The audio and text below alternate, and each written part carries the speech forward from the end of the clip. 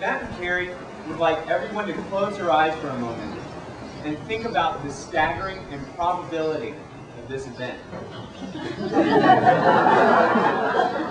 Think of all the beautiful, the random, the terrible, and the seemingly meaningless moments that brought us to where we are right now.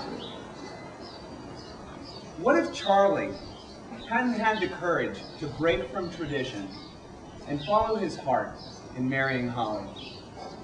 And what if Helen hadn't instilled in her daughter a love of learning and of travel? What if Teddy hadn't told Keri he was moving to the Virgin Islands instead of registering for classes? What if Keri hadn't said, "Me too"? What if I hadn't convinced Matt to join me in the Virgin Islands and work for crazy people at the Virgin Islands Daily News? And what if Amy hadn't dropped an incredibly delicate hint that Matt should invite Keri to join him on a trip to Old San Juan? What if Keri said no? Keri and Matt met in one of the most beautiful places on earth, but it never would have happened without the help of the most beautiful people on earth. Luckily, you get to meet each other tonight. Welcome to the wedding of Keri Lynn Hull and Matthew Johnson Slater. Today, you will not witness someone taking a wife. Instead, you will have the rare chance to publicly share in two people's private ecstasy. You will not hear a pledge to honor and to serve.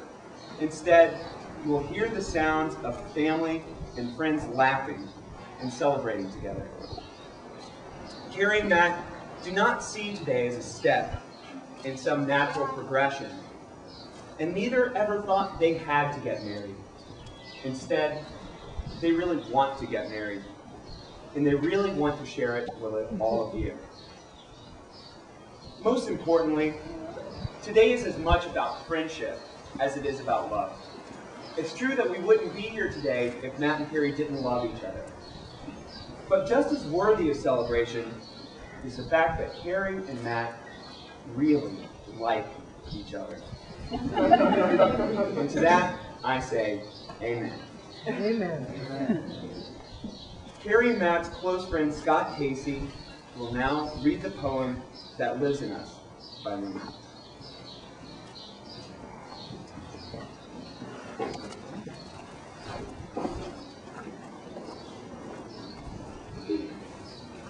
That lives in us.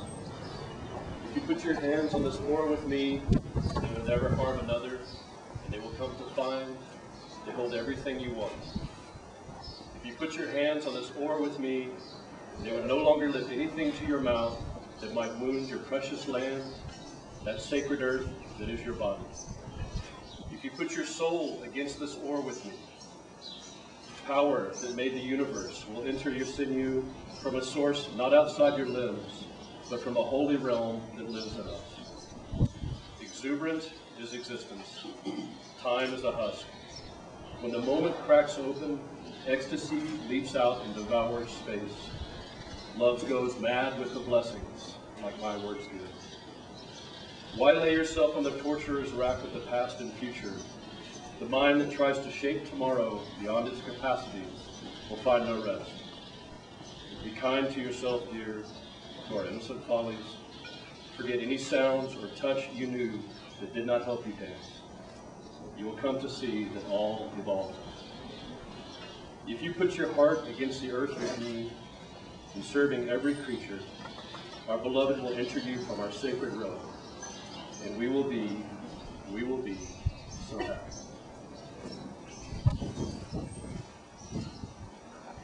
And now, the lovely Amy Ratliff will sing Nearness of You.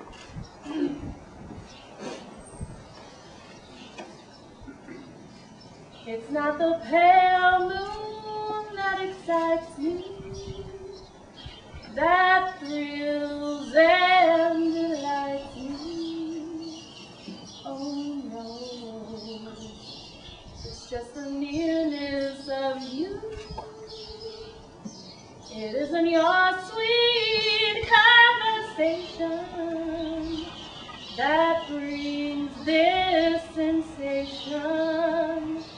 Oh no, it's just the nearness of you. When you're in my arms and I feel you so close to me, all my wildest dreams came true. I need no soft lights to enchant me.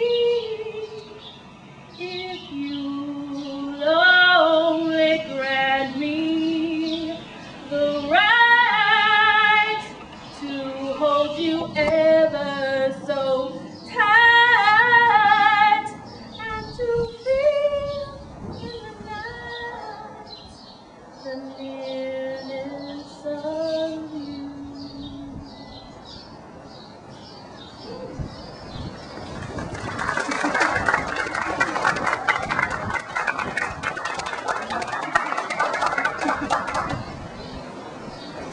Slater, Matt's brother and best man, will now read excerpts of the poem Marriage by Gregory Corso.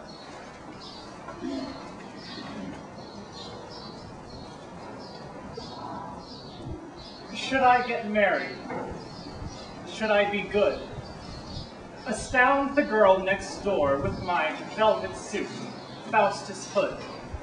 Don't take her to the movies, but take her to cemeteries. Tell her all about werewolf bathtubs and forked clarinets. Desire her and kiss her, saying you must feel.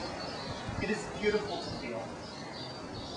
Take her in my arms and lean against an old, crooked tombstone and woo her the entire night.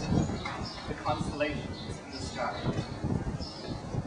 When she introduces me to my parents, my back straightened, my hair finely combed, strangled by a tie. Should I sit with my knees together on their sofa and not ask, where's the bathroom? How else to feel other than I am? Oh, how terrible it must be for a young man, seated before a family, and the family thinking, we never saw him before. He wants to marry our Mary Lou. After tea and homemade cookies, they asked, so what do you do for a living? Should I tell them? Would they like me then? Say, all right, get married. We're losing a daughter, but we're gaining a son. And should I then ask, where's the bathroom? I should get married. I should be good. How nice it'd be to come home to her, screaming, Christmas teeth, the radiant brains, the apple death. God, what a husband I'd make. Yes, I should get married. There's so much to do, like sneaking into Mrs. Jones' house late at night and covering her golf clubs with 1920 Norwegian books, like hanging a picture of Rimbaud on the lawnmower, like pasting Russian postage stamps all over the picket fence. Like when Mrs. Hindhead comes to collect the community chest, grab her and tell her there are unfavorable omens in the sky. And when the mayor comes to get my vote, tell him, when are you going to stop people killing whales? And when the milkman comes, leave him a note in the bottle saying, penguin dust. Bring me penguin dust. I want penguin dust. Yet, if I should get married, and it's Connecticut, and it's snow, and she gives birth to a child, and I'm sleepless,